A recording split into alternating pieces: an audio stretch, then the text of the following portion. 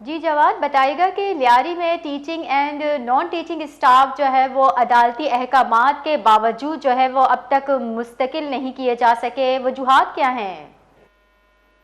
جی دیکھیں، لیاری کے اسکولوں میں ٹیچرز کی جو ہے شدید قلت ہے، اور جو موجود ہیں ان میں سینکڑوں ٹیچرز جو ہیں اب بھی جو ہے کانٹریکٹ پہ جو ہے کام کرنے پر مجبور ہیں۔ لیاری کے اساتذہ اور نان ٹیچنگ اسٹاف کا مستقل اب بھی جو ہے غیر یقینی ہے۔ عدالتی احکامات کے باوجود اب تک 300 سے زائد جو کانٹریکٹ ملازمین ہیں ان کو مستقل نہیں کیا جا سکا۔ لیاری میں ٹی ایم سی کے 52 سے زائد اسکولوں میں گزشتہ 12 برسوں سے مرد و خواتین اساتذہ اور نان ٹیچنگ اسٹاف بچوں کو تعلیم فراہم کر رہے ہیں، لیکن انہیں آج بھی کانٹریکٹ پر انتہائی کم اجرت کے ساتھ جو ہے وہ کام کرنے پر مجبور رکھا گیا ہے۔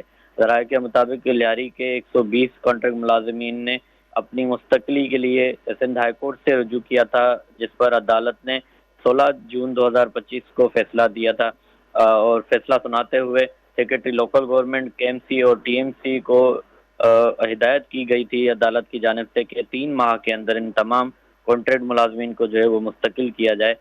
تاہم عدالتی فیصلے کو 4.5 ماہ گزر چکے ہیں، لیکن ابھی تک جو ہے اس فیصلے پر عمل درآمد جو ہے وہ نہیں کیا گیا۔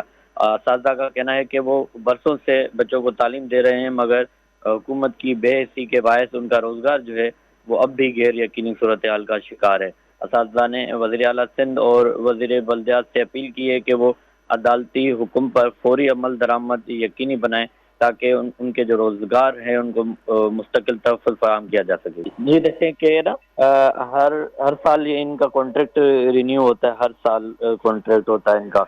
تو اس مرتبہ انہوں نے کیونکہ ان کو بہت عرصہ ہو چکا ہے، 12-13 سال ہو چکے ہیں، تو ان کا رائٹ بنتا ہے کہ ان کو مستقل کیا جائے۔ تو انہوں نے پھر عدالت سے رجوع کیا کہ ہمیں مستقل کیا جائے، تو مستقل جو ہے ان کو نہیں کیا جا رہا۔